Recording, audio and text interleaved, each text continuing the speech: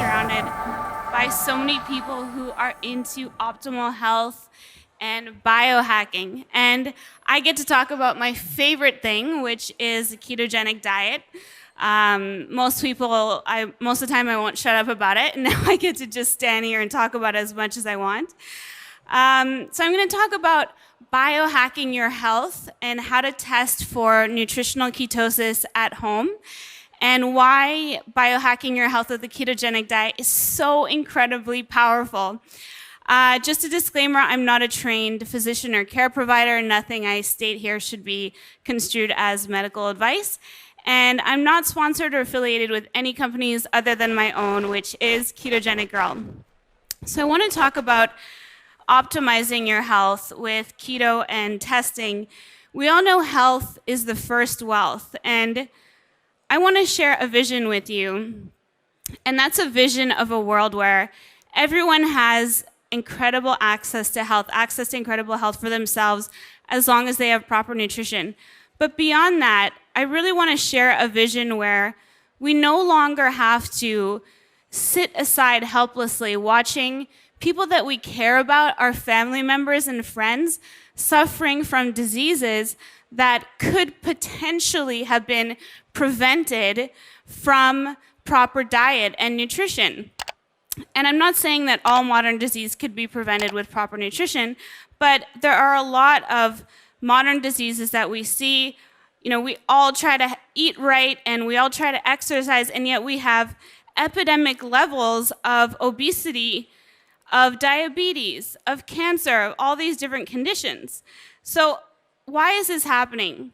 In my opinion, it's because our metabolic health is fundamentally at cause, and we've been depriving our body of essential fatty acids and essential amino acids because we've been relying on high-carb, low-fat diet. And all of the science coming out now is showing that people who actually eat saturated fats and healthy fats are living longer than people who had been cutting it out since the 1970s when it started to be demonized. So there's some incredible doctors out there right now who are understanding this and are putting it into practice. Some of my personal heroes, you probably heard of Dr. Jason Fung and Megan Ramos, who are reversing diabetes type 2 at their clinic in IDM in Toronto. Dr. Eric Westman, Jeffrey Gerber, some of these incredible doctors. They're doing amazing things, and there's a lot that you can do with health, with what you eat and also what you don't eat. So I'm the founder of Ketogenic Girl, and my business provides meal plans and coaching to help people get into a state of nutritional ketosis. And to date, I've worked with over 2,400 people to help them get into ketosis and maintain a state of ketosis. And I'm also an author. I just wrote this book called Keto Essentials. It's going to be out in a couple of weeks, and it's going to be available on Amazon, Barnes & Noble, and worldwide. So why is keto such an incredibly powerful biohack? And you probably heard of some of the incredible benefits from a low-carb lifestyle. Some of them are weight loss, you have less cravings, disease prevention. Disease prevention is probably the one that I'm the most excited about. But aside from just helping our friends and family or having family members not suffer through treatments that rob them of their dignity and put them through a lot of pain and suffering, I'm all about optimizing my health. So even if you are not interested in disease prevention, there's so many incredible benefits to ketogenic diet. And I like to call it, I feel like Superwoman since I started doing a ketogenic diet, because I get to experience all these incredible benefits of high energy, mental clarity, better concentration, memory, improved metabolic health. And this is probably one of my favorite aspects, one of my favorite benefits of keto is what I call super brain. And you really have incredible mental clarity and sharpness and mental acuity. And one of the reasons for this, you probably heard of something, the carb brain fog, but one of the reasons for this is our brain actually requires and needs quite a lot of fats. Our brain needs cholesterol and our brain needs healthy fats in order to function optimally. And our brain can actually also utilize ketones. So ketones can pass through the blood-brain barrier. And this is one of the reasons why you have incredible mental function when you're on a ketogenic diet.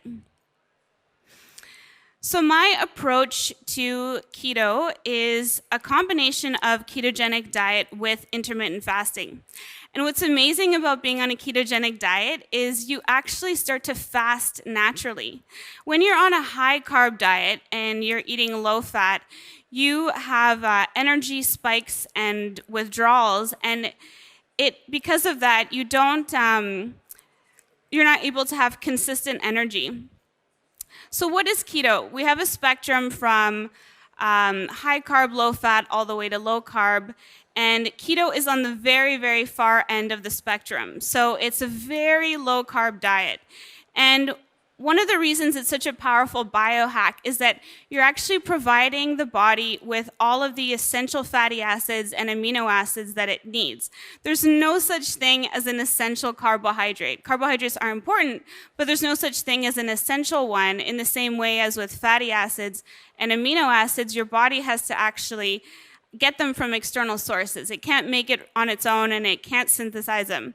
So keto, when it's done well, optimizes your nutrition with the most nutrient-dense food available. So you can see on this graph, it shows what a lot of people think a high-fat diet looks like. But what it actually is, when it's done properly, is just giving your body the most nutritious food that you could possibly have.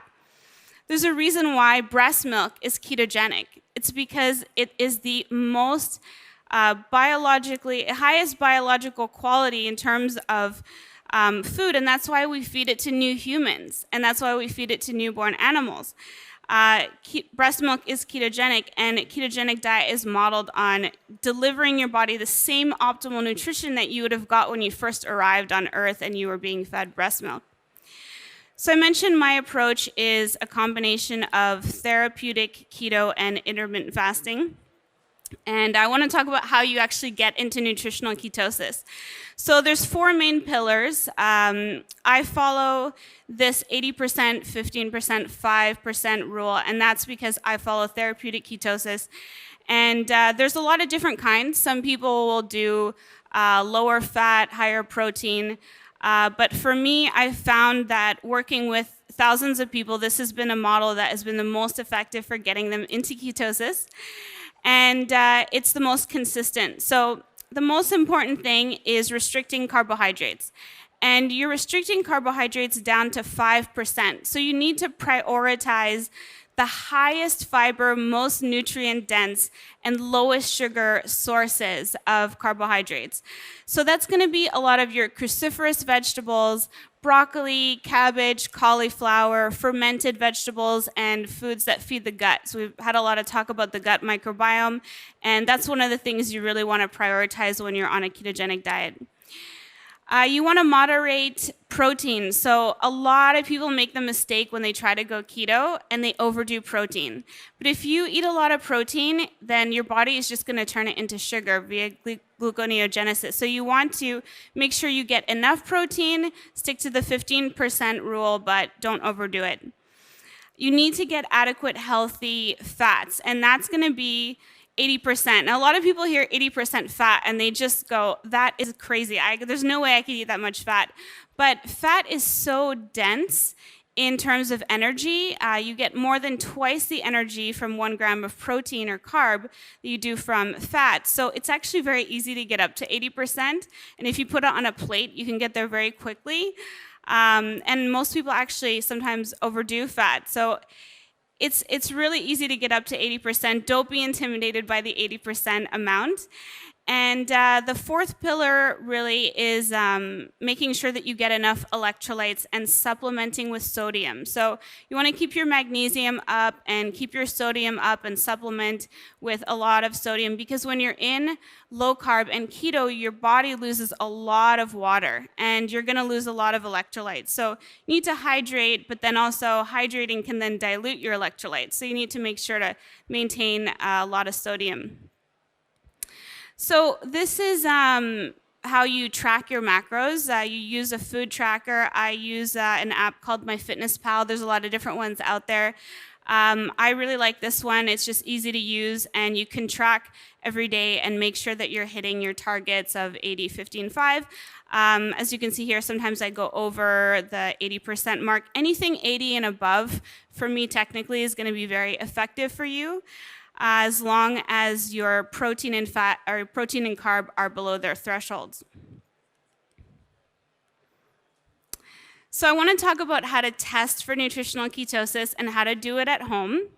And I have a device here. If I could have it, I'm going to do a demonstration at the end here to show you a little bit about how to do it. But there's 3 main ketones that your body can test for. So you may have heard of some of these before, but we have acetone, which is the ketone that is expelled on the breath. And there's a breath meter that you can use to test for the presence of ketones. There's acetoacetate, which is the ketone that is given off in the urine. And that's probably the one you're the most familiar with, because you can test your urine, and at the beginning it's very exciting because they're test strips and they'll change color, so it gives you immediate feedback that you are getting ketones and you're getting thank you, and you're seeing a response. But neither of these are all that accurate as much as blood testing is. So beta hydroxybutyrate is the ketone in the blood, and that is going to be the most effective one for you to test, and it's going to be the most accurate for you to test as well from home. So diabetics have had this technology in their hands for some time now, and there's no reason why we shouldn't be availing ourselves of it as well. I'm going to just test it in a moment. But I want to show you some of the tools that you can use to test at home, and it's very easy to get them. In Europe, I actually use a website, Abbott Diabetes, and they provide the glucometer. And so these are the different tools that you'll need. Glucometer, which is the small device that will read your blood sugar and ketones. And you're going to need test strips, blood test strips, and ketone test strips. So a lot of people don't realize that you need both. The blood glucose test strips are usually blue, and the ketone ones are purple. And you're going to need a lancing device and lancets to go inside, which are the actual needle that fit inside. And don't fear pricking yourself. It actually you almost feel nothing when you do it. And when I first started, I was so nervous about testing myself. I really don't like needles. And so I went out and I scoured the internet online. This was several years ago, before more of this stuff is as prominent as it is now. And I found a breath meter, and I was convinced that this was gonna, help me get into ketosis. And so I used it, and I also used the urine test strips. But once you've been keto adapted for a while, your body actually stops expelling ketones from your urine.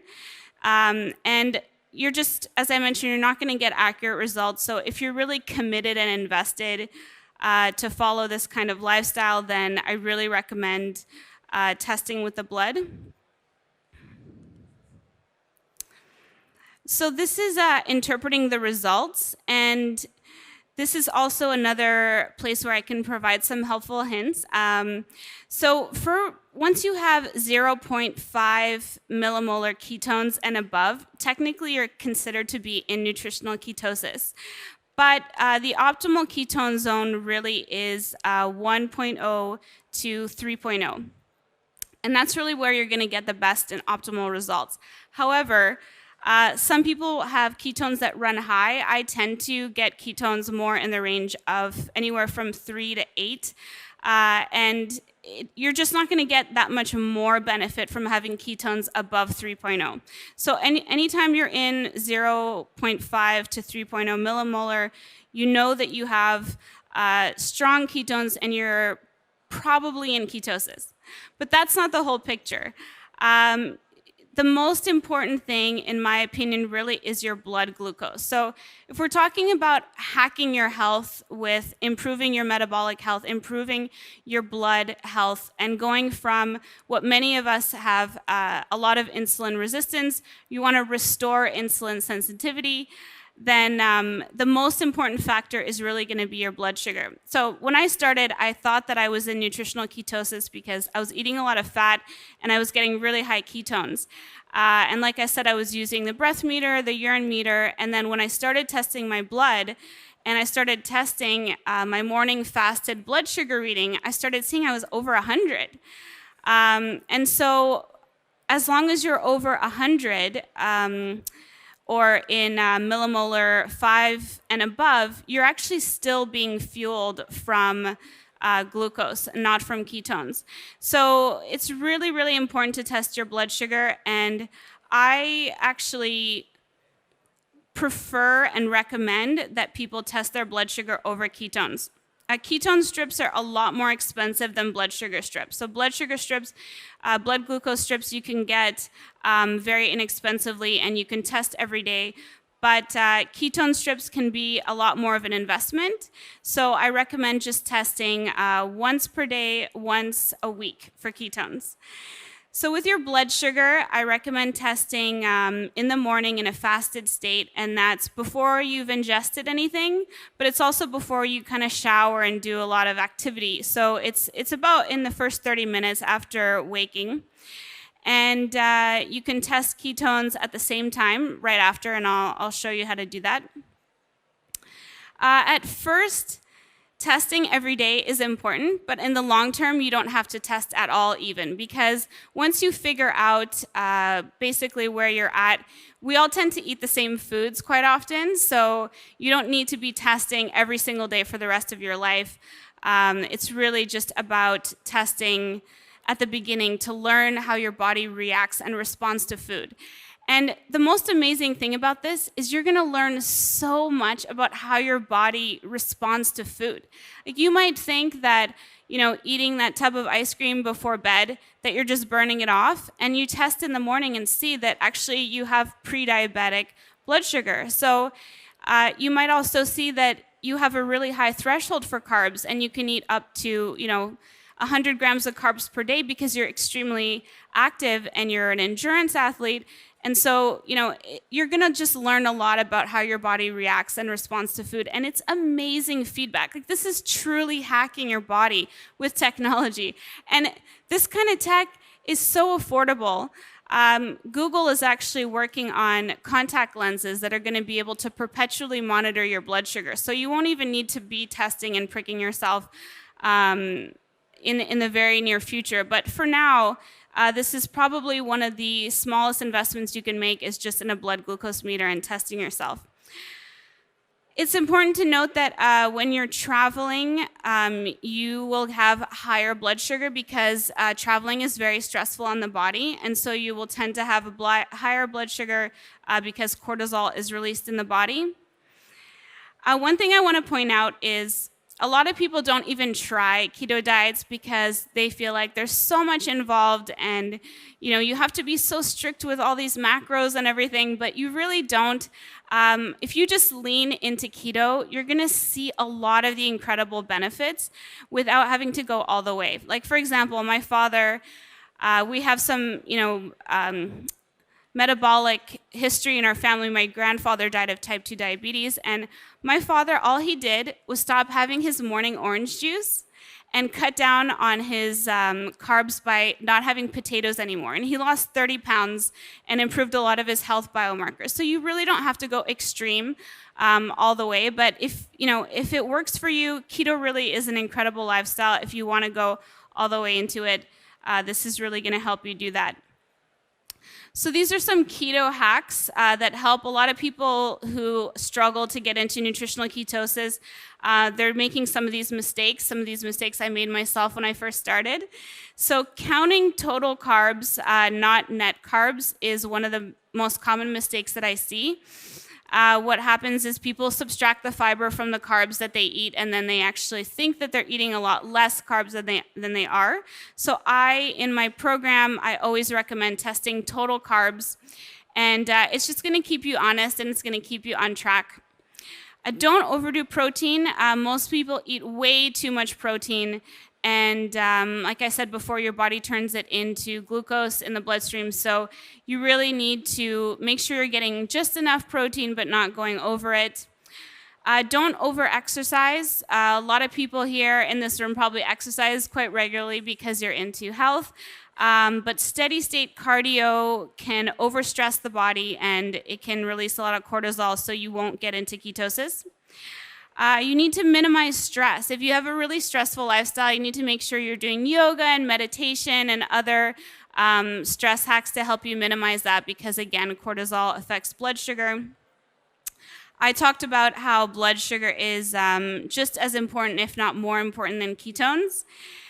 So make sure that you rely on testing that primarily. And if you notice that every day you're waking up with really high blood sugar and it's not going down, you can try having a tablespoon of apple cider vinegar with water on its own before bed, and that'll make a big difference.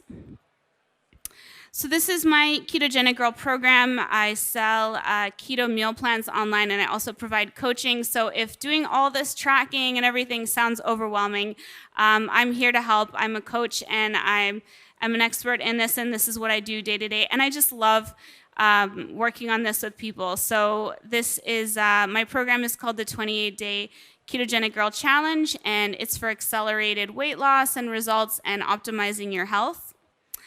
So I'm going to just show you here how to do the test.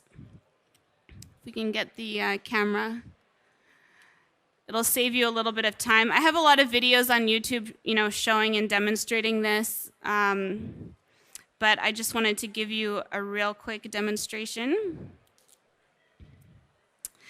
So I mentioned we have the glucometer here ready to go, and we have the two different kinds of test strips. So we have blood glucose test strips and ketone test strips. So I like to have them both ready, and you just tear the strip out and have it ready to go. And you can see the bottom is coated. The coated black part is what goes into the meter. So we take out the Lancet, and this is the lancing device. I have it set to about 4. That depends on your skin, how tough your skin is. And you just insert it in and twist off the cap.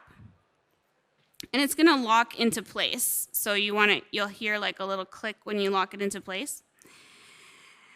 And then once it's loaded, you pull the lancing device back, and that is what locks and triggers the needle.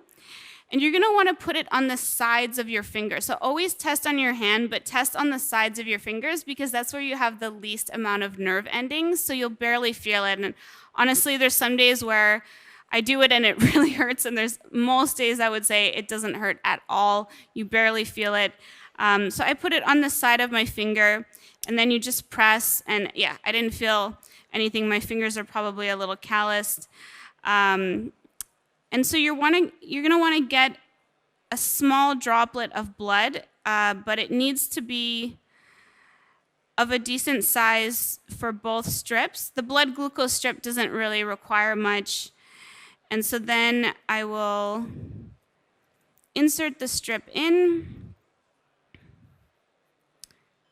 and then you'll hear a little beep when the strip gets enough of its blood glucose. So I'm at 104 right now, and I typically run in the 60s and 70s, and that's because of cortisol and the stress coming up to speak. So you can see the impact directly that cortisol has on your blood sugar. And I'm going to test the ketones here.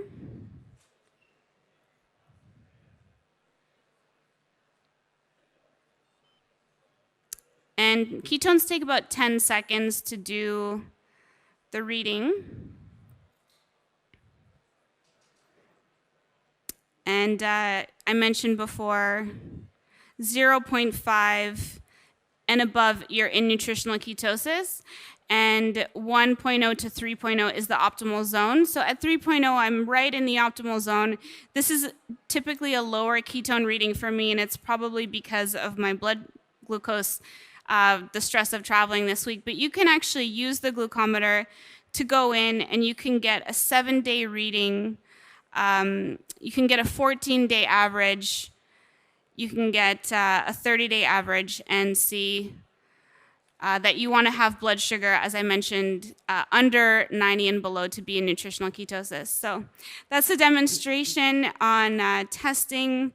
And I mentioned at the beginning, I have a vision of a world where we don't have to sit by and watch our family members and loved ones suffer from diseases that could potentially be prevented from proper nutrition. And a ketogenic diet is an incredible biohack to get you into optimal nutrition, experience these incredible benefits. So I thank you for your time and having me here. It's really, really been an honor. And I think if there's a minute or two for questions, we can take questions from the audience. So thank you.